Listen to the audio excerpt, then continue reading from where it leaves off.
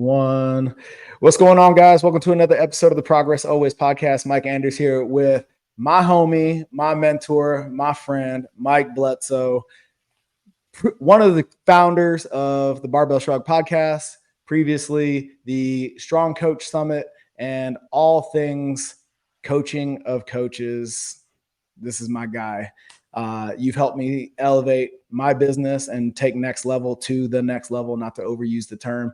And dude, I'm grateful for all the interaction that we've had over the years and the relationship that we've been able to build.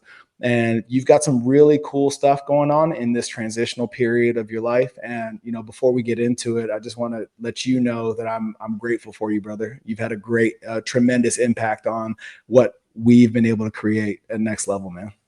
I appreciate that. Yeah, that's good to hear. That's good to hear. Sometimes I get my own little isolation, and I, you know, I'm somebody who's out there telling other people to face their fears and all that. But there's also moments where I get in my own self-doubt and I'm like, oh man, have my best years passed me? It's like, nah, they're still ahead. Oh yeah, 100%, man, 100%. I mean, you've had massive impact on a lot of people, but the industry as a whole, you know, through what you and the fellows were able to create with Barbell Shrugged and what you went on to create with the Strong Coach. And, you know, one of the reasons I wanted to have you on today is because I'm living in the manifestation of a conversation that we had last year regarding this book, A Theory of Everything. Where's my camera? Yeah. You know, we got to talking about what we're building at next level and like all the things. And, you know, if there's anybody that's had their pulse on what's going on in the game, it's you. And you pointed out like what we're doing is ahead of schedule as far as the industry is concerned in terms of the integral theory of it all. The total body concept, the physical, emotional, mental, and spiritual connection of what we do with our clients here. And when I read this book, you know, we were just talking about what veterans do in transition, right? And right. one of the common threads of that narrative is reinventing the wheel. And here I am building this thing, trying to connect I know all these dots connect. I just don't know how they connect. I have a conversation with you and you're like, dude, have you read A Theory of Everything? I was like, no. And I read it, I start into it and I'm like, of course there's a construct for this shit. Right. Yeah. We don't have to make it up. This isn't something that was, you know, just my brainchild. This makes sense. It already exists. It just doesn't exist in this space. Right. And, you know, and then I got to present it at the Strong Coach Summit and it resonated with so many people. Right. And just having the outside in perspective that, yes, that's a good idea. 1, 2, that works. 3, we need that and there's nobody doing it, and then be able to validate it at the Strong Coach Summit was really dope, man. So I appreciate that opportunity. Nice. Yeah. It's so good. The integral theory is, I guess we could call it postmodernism or like it's like postmodern philosophy. So of course it's going to be ahead of the curve because it's the bleeding edge. It's, you know, when you drop it, Ken Wilber, the author of that, incredible guy. If you talk to him and even some in circles where people are studying spirituality and philosophy and stuff, they still may not have heard of him. And yet it's obvious that when you get into his stuff that, you know, he's still alive. He's very old. But when it'll be one of those things in 100 years, he'll be one of those guys like a Freud where everyone knows who he is now, you know, after he's passed. Right. Of course. Yeah. Have you read Wilbur? You know, like it's gonna be one of those things. Yeah. There's a lot of people who've written books for their different industries. So that are based on that, but not for what we're doing yet. Well, yeah. You're gonna do that. I'm pumped. Yeah, that's I'm working on the manuscript for the next book. Perfect. actually the next couple of books. Like, I'm like you, man. I've got a lot of things that I want to do, and I'm working on them piece by piece over time, and then eventually something falls to the ground, and it's awesome, right? So you transitioned from Barbell Shrugged into the Strong Coach, and have since left the Strong Coach. And before we got on the show, we were talking about, I'm excited to have this conversation with you because it totally resonates with what our community as veterans needs. And, first I want to talk about the limiting belief you had first, and just cover how you overcame it and how you've overcome limiting beliefs in the past in your evolution to get you to where you're at. Yeah, it's always a process. There's so limiting belief is a lot of times something that's we're not even conscious of, right? So and then it emerges and you go, oh wow, I've been behaving as if this thing is true, but I have not been consciously monitoring that thought. That thought form that pops up, and then one day the thought form pops up and you go and you notice it for the first time and you go, oh, that's interesting. Yeah, it's true. And we validate the thought form, right? The thought form pops up. I validate it. I go, yeah, that's absolutely right. And so that's the first step, is just being aware that that thought exists inside Right. of the subconscious. And oh, I just got to peek behind the curtain. So now we're aware. And then it circles and circles and circles until one day, if we're paying attention, right? And so I've been playing around with the 3 Ps. So the 3 Ps, which came up in my journaling recently, which is kind of where I'm at right now, is persistence, patience, and paying attention. So be persistent and have patience. So a lot of times people are persistent and impatient, and these people are the ones that are frustrated, right? It's like, no, I'm going to be persistent and patient.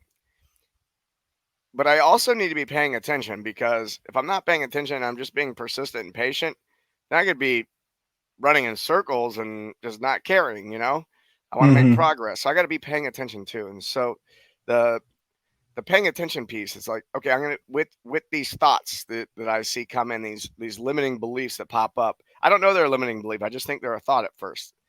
And Mm-hmm. then I get to tag it as a limiting belief when I realize, oh, there's actually a situation in which this is no longer true. Now the thing is the tricky thing about limiting beliefs is, in the subconscious, is it is so powerful that it will filter out the truth of the world to fit your internal narrative, so that Mm-hmm. the noticing that there is something that is counter to the limiting belief is very hard to see. And that's why I say we got to pay attention. We need to Yeah. be paying attention to things that don't make sense. We got to be paying attention to, we got to remain curious, right? And so when you look at Buddhism and Zen meditation, they're like, drop the judgment, stay curious. That's the basis of it. It's like, yeah, judgment is the labeling, or really, I think about it as the believing of my thoughts.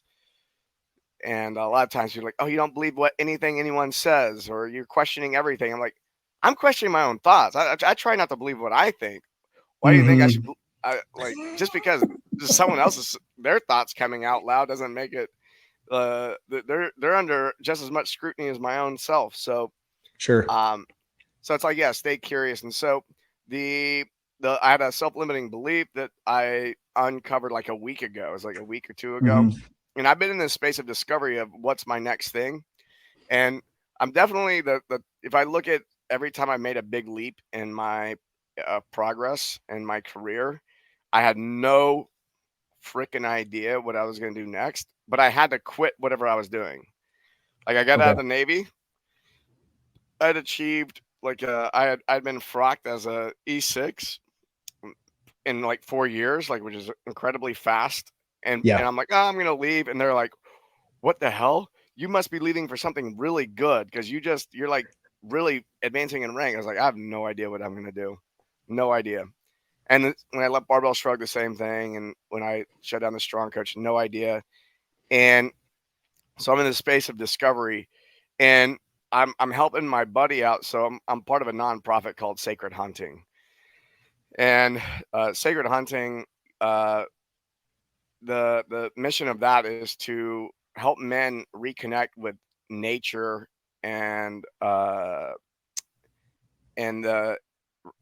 rites of passage and connecting with taking the life of an animal to feed ourselves. And there's the camaraderie function of that. And so the way I participate with Sacred Hunting is I help with the veterans. So we did our first veteran hunt with 5 guys. These guys are all combat vets, incredible stories. And we took them on a 4-day hunt, kicked it off with a sweat lodge, a Lakota, an Ipi. And then we, 2 days into the trip, we had a psilocybin experience in a cave with the guys, and we were hunting in their mix between that. And we got quite a few kills. And so I'm helping with this nonprofit, and we're like, man, there is no shortage of military veterans that want to have that experience. Hey, do you want to come have a 4-day? Do you want to do that, Michael? Of course, dude, I'm down. Of course. But the limiter is funding, right? So a couple things is like the funding is so in my mind, I'm like, man, I've never done a nonprofit fundraising for anything. Like, I don't know anything about it. I imagine it's similar to sales, but the benefit is for somebody else. And so I'm helping my friend Monzel, who runs Sacred Hunting. We're putting together slide deck information. So I'm gonna go into research mode. I gotta get some stats in this so I can really get people to want to donate money. Because honestly, if I could just be every other weekend leading veterans on hunts, that would be like, dream job. I didn't know that was something that you had in your arsenal, man. It's something I've developed over the last couple of years. Okay, So tracking and hunting and all that kind of good stuff. Yes. Well, yeah. on this last hunt, what'd you guys go get? We got some black buck, which is like a African antelope, and we got axis deer, which is a Chinese deer, and what else was there? Oh yeah, someone got an aoudad, which is an African ram. We ran the hunt in Texas, and Texas is a great place to hunt for anything. Yeah, because these ranchers have 10 or 20,000 acres, and they import these animals from Africa, or they're bred, and there are a lot of breeds of certain species of animal in Texas that are more prolific than where they're originally from. Right. So a lot of times I've heard people go, "Oh, isn't that bad?" I'm like, well, that species will live on if they get over hunted in Africa, which does happen. But in Texas, we're good at planning, right, and not over killing everything, because we're not as desperate, right? So as people are in other parts of the world. So so that's what we got. So I'm doing the research, and I go, well, how much do military veterans make compared to civilians and pay? Because I'm like, I'm trying to point out that they don't make as much money, so they need help. And then come to find out, veterans make like 10% more than civilians. Really? Yeah, it's like, oh, this idea that veterans need financial help is actually not accurate. Like, they're not in any worse position. I'm sure the bell curve is a little more spread out, so it's not absolutely true for everybody, but if we're looking at averages. But that's what cracked the belief, is I saw that, and I was like, well, I can't use that stat, and I just walked away from it. And then it was 2 weeks later, I was like, hang on a second. Actually, it was a conversation with my fiance Ashley. She was questioning me about something, because I was like, I want really want to do something that fires me up, I'm passionate about. And if you look at my journal entries the last few years, it's like veterans, veterans, veterans. And, Yeah. and, so yeah. So anyways, that was the one limiting belief that kept basically the lid on all my creativity around it. Okay. And so that lid's been taken off it's been about 10 days now since that's been taken off. And I held an event last week, so I was preparing for this event. So it's like I'm waking up in the middle of the night with all these ideas on how to help veterans, but Yeah. I got to focus on this event I'm holding so I can stay focused on my current clients and helping them out. And Yep. so I'm like making notes throughout my whole event, everything. And then I got here, that ended on Saturday, flew to Hawaii on Sunday, and now I'm here for 3 weeks, and I'm really mapping out what it looks like. And I can talk about it. I can talk about it based on where I'm at currently, and I've actually made a lot more progress. Like the amount of progress I've made currently is what I thought I'd be like maybe 2 weeks into this trip, because it's a 3-week Yeah. trip. So I'm ahead of the curve. So I actually do have something to talk about. And I want to make sure I answer your question, All good, which man. is the limiting beliefs in the past. You're talking about how have I done that in Yeah. the So like past? what's the exercise? So it sounds like, on this particular veterans limiter that you had, as a if so facto transitive property, we're trying to create statistics for this nonprofit, cracks the code, right? But there's the other side of it where you're intentionally looking for disconfirming information. Like you get to the awareness part of that limiting belief, and now you got to go look for proof that it's not true, or that something else is true instead. Yeah. Right? What's the process or the mechanism that you use to do that on a regular basis? Because again, to your point, something you said earlier that's kind of sticking around in my brain right now is like I'm skeptical of my own fucking thoughts, right? All the time. So I'm not sure there's a system that I've identified. I bet there is one running in the background though.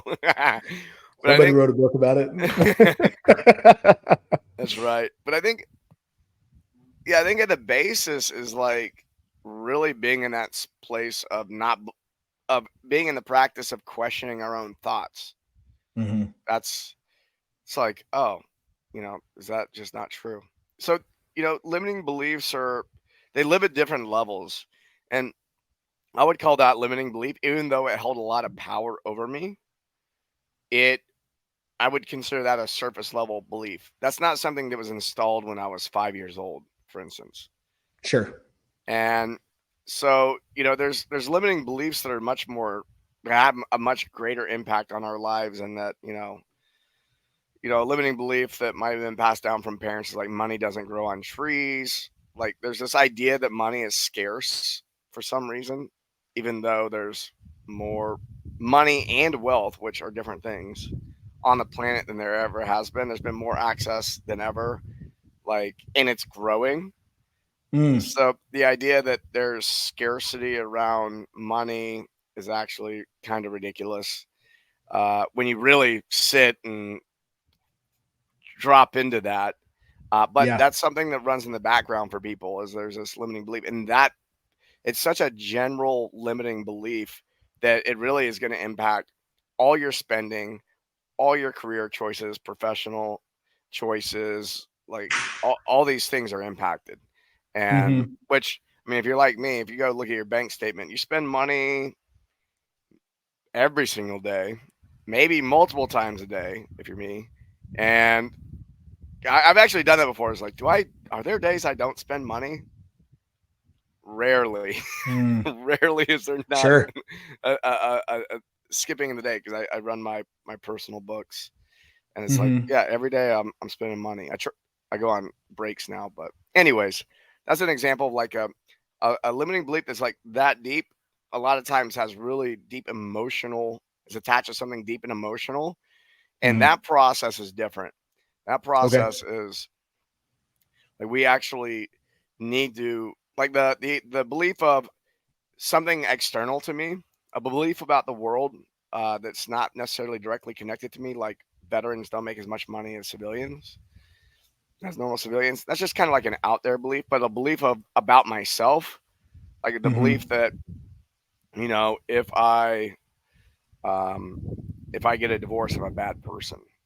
You Yep. know, that that's probably installed at a very young age. It's heavy emotionally, and we have to dig into the energy of that. We have to dig into the emotion of that and unwind some stuff there, which is a different process, which can be accomplished with. There's a number of different therapies out there and um, techniques that help you do that. Uh, I'm a big fan of like a combination of looking at the thoughts, but also looking at the somatics that are associated with those thoughts, and then seeing what thoughts and somatic experiences are happening simultaneously, and then working with the somatics, and then watching the thought dissipate. When you say somatics, you mean like what happens in your brain and then manifests in your body? Is that what you mean? Yes. Yeah. Yeah. The soma. The yeah. What's happening in the gut? What's happening in your heart? What's happening like in your body? You know, you have your gut and your heart, which have an enormous amount of neurons in it. These are, you know, you got your brain in your skull, you got your brain in your chest, and you got your brain in your gut. And the gut and heart have been historically, like, well, if we look at just modern psychology, they've been overlooked heavily. Okay. But there's a lot of old traditional techniques that predate modern psychology that's all that was focused on to a degree. And now what we're witnessing is there's a blending of the two happening. And so anyone who's at the cutting edge of psychotherapy is becoming aware of how to work with energetics. When I say energetics, I mean just emotional energy. So the word emotion comes from the Latin word emotere, which means energy in motion. And so if I most people don't have a great awareness of what's happening internally, but if I ask somebody, what are you experiencing in your heart and your gut, and then they tell me, and then I check in with them a minute later, it's probably changed. And a lot of people are surprised because they never actually, you know, took a tap in. They never tap in, and then if they did, they were aware of it, but they didn't tap back in a minute later to see what the difference is between the two. Like this, emotions they're moving all the time, and if we resist them, they're more likely to stick around. But if we let them move, they just pass right through. And so, like, somatics help people to become more fluid in their experience of their emotions. What is the benefit of that practice? I know the answer, but yeah, the benefit of the practice is the world is changing all the time, and so are we. We're in a constant change, right? And so humans, yeah, it's it. Humans, I'm laughing because all these analogies are popping in my head. Not that one, not that one. It's like I'm in a new practice of trying not to trigger everybody. So,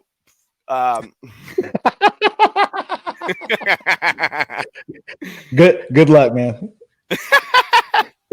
So basically, identity.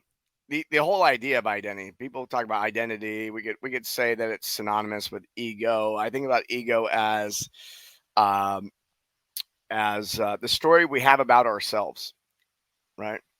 The story we tell ourselves about ourselves, and that's our identity.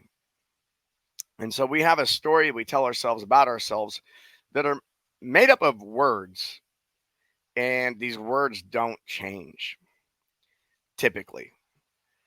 And what we do is we say, well, you know, you and I can say, well, I'm a podcaster, I'm an entrepreneur. These are all labels, right? These are identities. I'm a husband, I'm a father, whatever. Those are yours, not mine. But not yet anyway. I'm coming up. There you go. So we have these identity structures that are fixed in our minds. And then we have an emotional attachment to these identity structures. And anything that shakes these identity structures causes an emotional response, which can be triggering. And usually when we're triggered, we react instead of respond. Right. And so what's the difference? A reaction is run by the subconscious mind. A response is run by the conscious mind. And so the subconscious mind is what we're primarily using just to operate from day to day, even when we're having conversations. And so, the example of somebody did something, all of a sudden this shit just comes out of your mouth, and you're like, where did that come from? I really wish within seconds, you're wishing you hadn't said it, right? Right. Yep. That was a trigger, right? Something got triggered. Your identity was threatened, and now that trigger pops up, and then boom. And now you're reacting, and that reaction is coming from a point in time in which that identity structure was installed, which most people's identity structures were installed before the age of 7. So you'll see a child pop out in people when they're triggered. Seen a grown man throw something before? Throw a tantrum? Right. Yeah, you have. You're like, that ain't a grown man. That's a 4-year-old right there. Someone just took his ball away, It's so true, man. It's so true. Yeah. So my work is because thoughts don't live in isolation from, and that thoughts are creating the structures of identity, don't live in isolation from the emotional body. They're intertwined and they work together. These triggers are there to protect the ego. They're there to protect the identity structures. And if we don't ever do somatic work, then we're going to be stuck in our ego. We're going to be stuck in our identity. And the truth of the matter is that we're actually changing. And for every moment that you change and you don't recognize it and you don't accept it, you experience more resistance. And that's when life gets difficult. It's when life gets hard. That's when things don't seem like they're working anymore. And so being able to tap into the somatics of things and go, no, I'm going to identify this. I can be present and accept this emotion that I've been resisting. I can accept that. Now I become much more aware of the subconscious mind that's operating in the background, and I can change it. But if you can't really tweak what's happening in the subconscious mind without tapping into the emotional aspects of what's going on. Right. So it's like you got to be able to look under the hood of a car, right? So sure. So it's important because the thing is when we have an identity structure stuck in time, the reality is things are changing around us, and we're trying to stay the same, even though there's a part of us inside. And so when people experience these really dramatic transformations, right? You've had them, I've had them, where it's like, oh my God, I had this incredible breakthrough. I'm a totally different person now. It's like, no, you're not a totally different person. Your authentic self is now in a place of being in full expression, but you had stuck your identity in time, and it's just catching up to what's really you true just for caught you up. now. You just caught up. And so the work is it's one thing to be able to work with somebody and they do a technique to help you work through something, but the real magic, which is what I like to do, is like teach people how to do it themselves. Like how can I be present in every moment and experience my emotions all the time and being conscious and aware. And that doesn't mean that I'm being controlled by my emotions. It's actually quite the opposite. Most people are like, oh, I'm not very emotional, are the people that are the most controlled by their emotions. And the people who are really aware of it, and then there's people who are just in their emotions and the emotions are just driving the car. And you're like, whoa, okay, just stay away from that person because they're crazy. Right. But there's a way to be present with the emotions, acknowledge them, love them, because they're not going to change, right? Your experience is going to change with them, but you're always going to experience sadness. You're always going to have the experience of grief online. You're always going to have the experience of joy. All these things are on tap at any moment, and they're going to catch you by surprise. Can you be in acceptance of that every moment throughout the day? It's work to get there. But if you can do that, now your identity has become fluid. And when your identity is fluid, you can meet each moment perfectly the way and consciously in a way that leaves other people like, wow, that guy is just really good with people. Like he knew exactly what to do. He remained calm in the midst of the storm. He seemed so confident. These are all the things these are emergent properties of having a fluid identity, and that I don't need to have to freeze my identity in time in order to feel safe. I feel safe all the time in my body, in my experience of my body. I feel safe all the time, so I can meet every moment with presence. That's why it's important. That shit, man. Where do I want to go with that? What jumps out at me is the retreat we did in Bonsall in 2016. Very, very formative experience for me in that it was my introduction to psilocybin. And, you know, when you talk about a fluid identity and experiences are the catalysts that can bring you to that level of fluidity in a moment, I feel like that's, at least in my experience, that's been the utility of psychedelics. And when I go back to that moment and all the things that I was resisting up until that experience allowed me to truly be present, as you say, with my emotions, the triggers associated with them, and to allow them to pass through me, right? And I think that that's a really critical point that you've made, is that your emotions are also momentary, right? When you talk about, you know, somatics and checking in from 1 minute to the next and how things are different in your gut and in your heart, like it's, and not being resistant to the emotions in the moment, right? Now we're in the driver's seat. And I want to really drive that home. And if you want to expand upon it a little bit more, totally cool. But I want to make sure that that lands for everybody listening. Like when you're truly present and fluid in your identity to your, then, you know, you're no longer at the mercy, the whim of your emotions, because you're having those emotions absent of judgment. And that's what I'm taking from what you're saying. Yes. And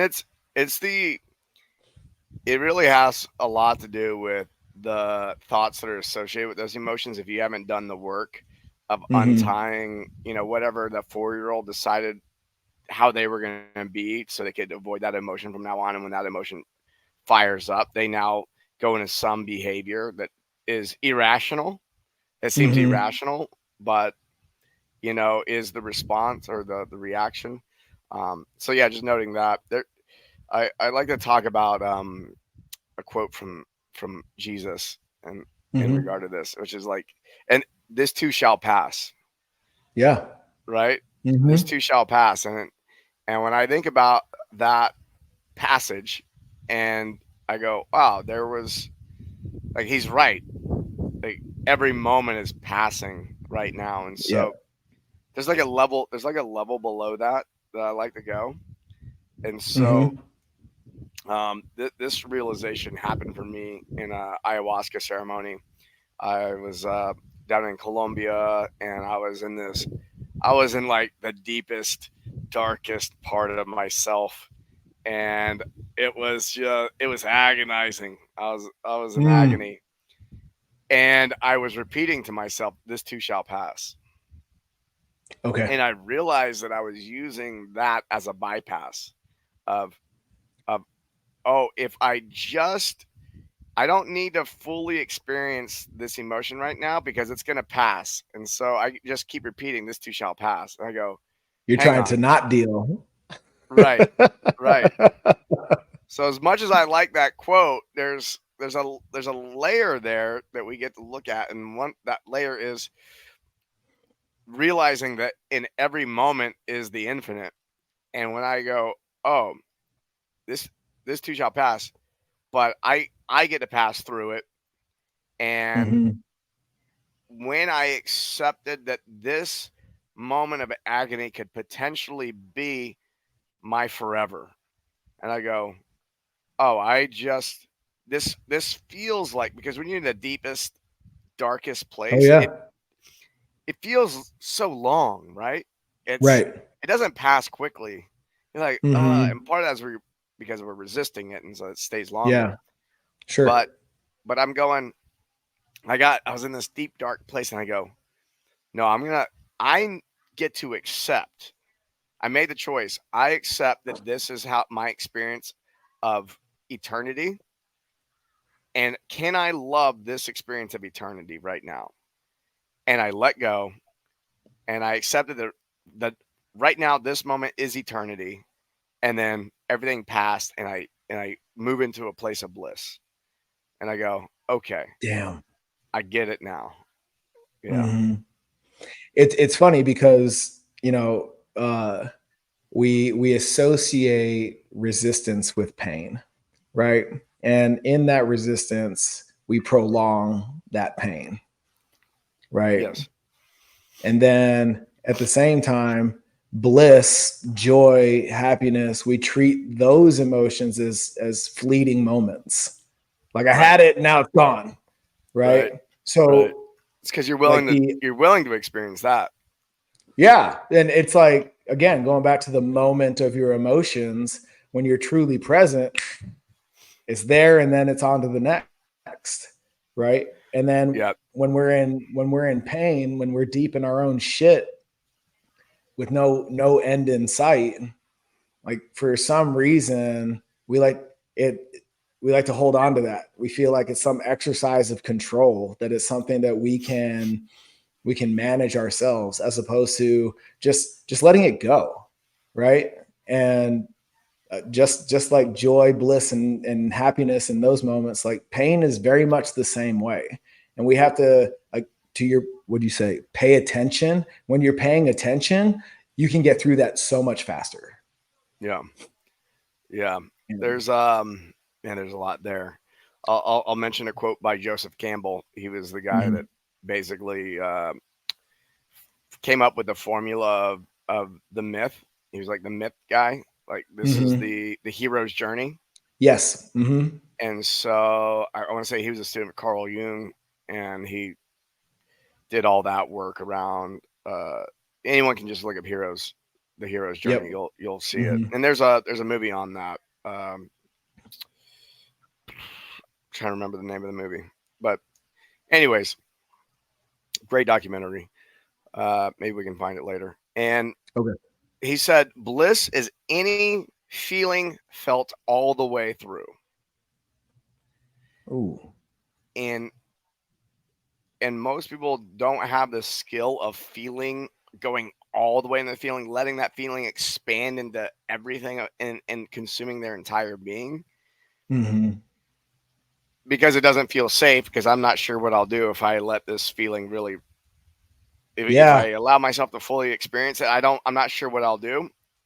And it's a practice of learning I can have any emotional experience, and I still have control over how I respond to that, right? That's the control that we have. And so I think about that. The other thing, this is really something to point out with military veterans, is, you go in the military, never fucking surrender, right? And so I've taken some vets down to Costa Rica before for ayahuasca, and we start talking about surrender, and they just, like, you can see the butthole just clench right up and sit up real straight, like, I'm not surrendering. Yeah, fuck you. So the surrender, we have to get nuanced, right? Because the surrender that's being used in the military and the surrender that's being used in this particular conversation are different. And that surrender is saying, I am here to experience that emotion fully. I understand that I don't necessarily get to dictate what's happening around me, and I get to accept that, but I still am in charge of myself in this space. It's not a surrender in that I'm giving up all control necessarily. I'm just giving up control over what the experience that's coming in is. How I respond to it, that's what we have control over. Right. And so it's that experience of surrender is there's a nuanced conversation to have there. Totally. I equate it to skydiving. That's the closest I can come as far as an emotional surrender as I feel like exists here in the natural world, in that when you're falling out of a plane, you have that moment, 10 seconds where it's just butt puckered, holy shit, like everything's tight, right? And then you come to a realization, this acceptance, right? And coming around to surrender of there's nothing I can do about the falling now.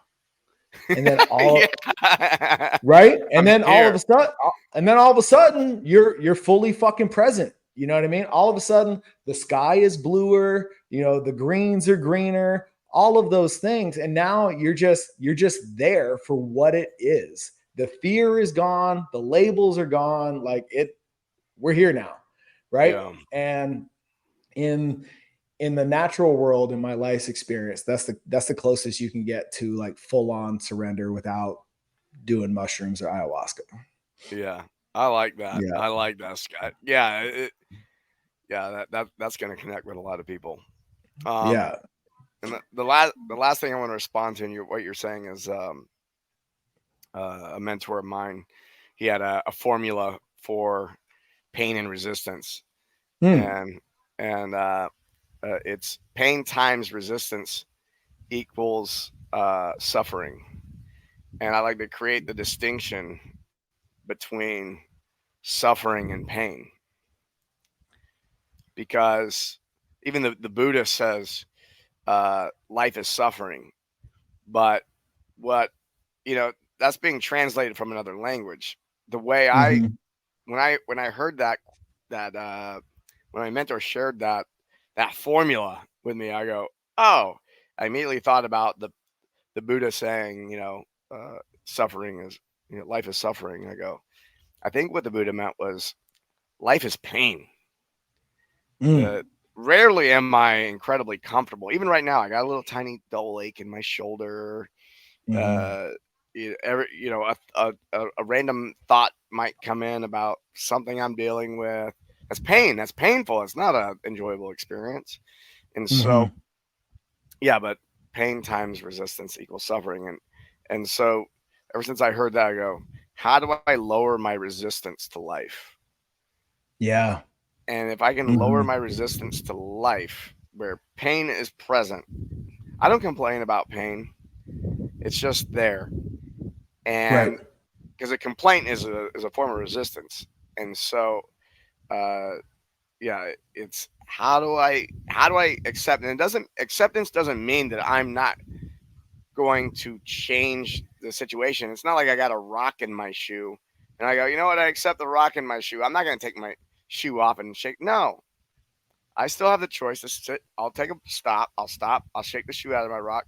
I can still take actions to reduce the pain. I'm definitely going to do that. Yes. I do that a lot. But I'm not going to. It's like someone complaining, like they've got their hand on the stove and they're like, damn, my hand is hurting. But they don't take it off. Right. And it's like you can either complain about it or you can just accept it. And you could either remove it or not remove it. But I think the move there is accept it and remove your hand. Don't be a dummy. Yes. So that's a very obvious thing. Yeah. People may stay in a relationship they're not supposed to be in. And it's like, accept the situation that you got yourself into at this moment. And make the right choice to remove yourself from that right now too. Like acceptance doesn't mean I'm going to allow it to continue to happen. Sure. Yeah. Circumstantially. You know, 100%. And, you know, we see that a lot, you know, as we work through the path, and, you know, what we're doing here at HQ is people move into, you know, this better and best version of themselves. And in terms of lifestyle alignment, right? And making the next best decision for your aspirational self, right? And one of the exercises we put our clients through is just from literally, you know, we talk about checking in somatically, but also, you know, from moment to moment, is this next decision, is this next action in alignment with who I aspire to be? And then in answering that question, making the next best choice. Right. And that is such a conscious rewiring in the moment. It forces you to be present, right? Yeah. And oftentimes when you're killing off your old self, not to get super woo-woo, but when you're killing off and doing away with your old self so that you can move into the best version of yourself, like that exercise is painful, but it's also a moment. Right? Which, you know, so it's very much an active practice. And a lot of what you're talking about is the exercise that we put our clients through so that they can come to alignment that much faster. And that's what I see missing in the space, is like we, the global, are not asking hard enough questions. All we want to do is give fucking answers, right? Yeah. Here's the macro calculation. Here's your load and volume. Here are the movements that you're going to do Monday, Wednesday, Friday. But that's not it. You know, when you're talking about like another thing that jumps out is, you know, the narrative of your discipline overrides your emotions. It's like I don't necessarily think that that's true either, because, you know, the exercise of just simply making that next best choice, right, doesn't really have anything to do with discipline, right? It has everything to do with living in your truth. Yeah, the discipline conversation has been interesting because it's so popular in the people following the manosphere. Like, yeah. You say the manosphere. The manosphere, the antithesis of toxic masculinity, what it is to be a man, you know. Well, we got the guy who runs a lot, the Navy SEAL. What was his name? Why am I blanking on that? Yeah, everyone knows who we're talking about. Yeah, Can't Hurt Me. The Can't Hurt Me guy. Yeah, who appears to be in pain a lot, but and then you got Jocko. And yeah, they talk about discipline, and I think there's a much finer, more nuanced conversation to have around discipline. Is like it when you I see discipline as my ability to be present in the moment while holding a vision of the future that's different, right? I have defined and described myself in such a specific manner and what I'm going to be doing, like who I'm becoming and what I'm accomplishing, say in 5 or 10 years. I'm holding that. So when I wake up in the moment, when I wake up in the morning, and there's I gotta lay around and open up my phone and screw around on Instagram, or I could just roll out of bed and not look at my screen for the next 2 hours, go get my workout on, take care of myself, do some healthy shit. It's like a lot of people go, man, you're so disciplined. Like, I actually don't feel discipline as like, think about discipline's like when you're growing up, it's like your parents are going to punish you if you don't behave in a certain manner. You know, there's no punishment here. This is all about that. I really believe, and this is why I work with my clients to say, let's define the future that you're living into and hold that. the discipline becomes automatic. The discipline, other people are going to look at you and go, wow, you got so much discipline. It's like, no. The discipline is a byproduct of living into your vision of the future. Now, if you don't have a vision of the future for yourself and somebody else does, you may have discipline for their vision, but that probably just still makes, you a child. So like the child needs the parent's direction. And this is where the military veteran thing comes in interesting. I know you'll get this is, kids, I joined the military when I was 19. And so, and you were like ROTC first, right? I went through OCS. Yeah, I started out at the Air Force Academy. Got kicked out of school. Oh, that's right. Air Force Academy. And then took a long way into the Marines. So you went like parents, teachers, military. So how old were you by the time you needed to create a vision for yourself? Oh shit, man. I decided I was leaving the Marines when I had 17 months left on my contract. So I was 27. Yeah. So you got 27 years of other people telling you or limiting your choices, right? It's like, oh, Michael, what do you want to be when you grow up? You want to be like a firefighter or an astronaut? It's like, so those are it's the only choices I have. Okay. Yeah. You're the things we choose. I look at the things I want to do when I was a kid, and it's like, oh, these are all things that I thought, people would love me for. If I do this, then people will love me. Not what I really want to do. So so 27-year-old Michael, for me, I didn't really set my, we made choices. Like we were making choices. I joined the military. I had a vision of me becoming, a badass or something. You wanted to check that box.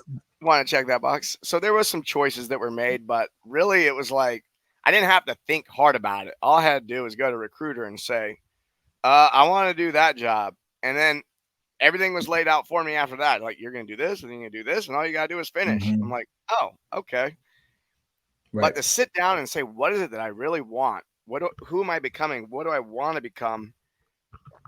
Is a very unusual practice for people to do. And so there's many ways I define someone being an adult. One is they're able to parent themselves, right? If you stay up till 2 a.m. playing video games and eating gummies, you wouldn't let a child do that. Like, that's not good behavior. Like, you're not a good parent to you yet, right? And so that's one definition of being an adult. Another one is just like, do you have a vision for yourself and what you're creating? Have you created something from your heart, that vision of the future, and are you able to hold that in your consciousness as you operate and make good choices together? Anyways, discipline. I don't, sometimes people get mad at me because I used to say you don't need it. I'm like, no, discipline's a byproduct. This one's a byproduct of being able to hold the vision. Yeah. I look at discipline. It's not a chore. It's 100% required. Right. But again, it's not something that is imposed on you. I love how you put it. It's a byproduct. It's a byproduct of your vision because, sans that discipline, you can't bridge the gap. Right. I think we can accept that as a truth.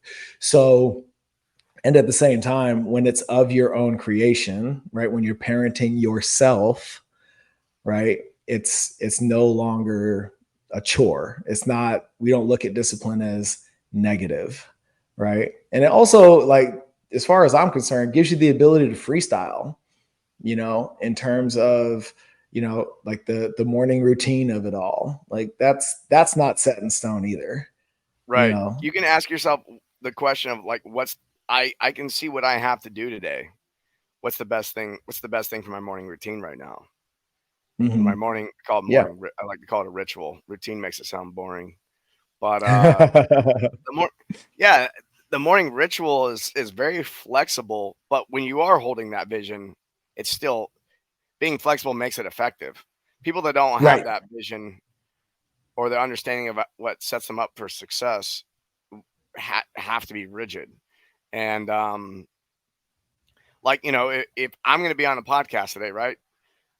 Maybe it wouldn't be a good idea to have had a leg day 2 hours ago and then tried to carb up to replete my glycogen with a big ass burrito.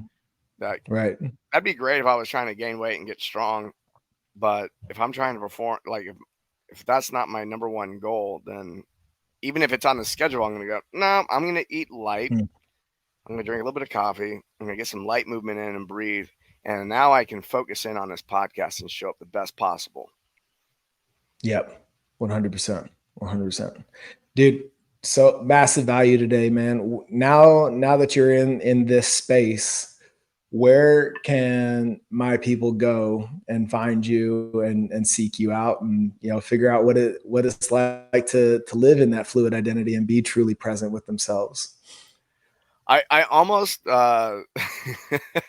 this morning I was like, oh yeah, I didn't realize I was going to talk about some of this stuff today. And I go, oh, I need to set up a little website or something, but I didn't do it. I decided to put my energy somewhere else. You can follow me on Instagram at Mike_Bledsoe. That's really, I haven't been posting there a lot lately, but I'm about to ramp up I'm going to be ramping that up very soon. We'll probably have like a post a day up soon. Cool. So I've got a mission now, so it makes it a lot easier to actually do that. So you can contact me there, shoot me a DM. I can, you can DM me your email and I can then email, because by the way, only like 5% of the people that follow someone on Instagram actually see things that I'm not going to show up in your feed if you follow me. If you DM me, now I'm going to more likely show up in your feed. And if you DM me and say, hey, here's my email address, I'll email you when, so you don't miss a notification when I've got something popping off. I'll probably have like a podcast and some other things I'll be launching for this veterans thing. But the name I'm playing around with right now is Resilient Vet. So the website will be resilientvet.com, but there's nothing there right now. I love it, man. And just real quick, I just want to say, I appreciate your mission with sacred hunting because it's different than what a lot of us are doing out there from the standpoint of you're not making people harder. I think that's played out, like the discovery of that dark place and doing something like stupid, fucking difficult, just you're empowering people, and you're showing them what they're truly capable of. And you're doing it with such a spiritual connection to the planet we live on, man. And I think that's massive. So, very selfishly, sign my ass up. I'm in. Yeah. All right. We got another hunt coming up in January for veterans. Okay. So, yeah. Cool, man. Cool. I don't fuck with the cold, but I think I can convince myself.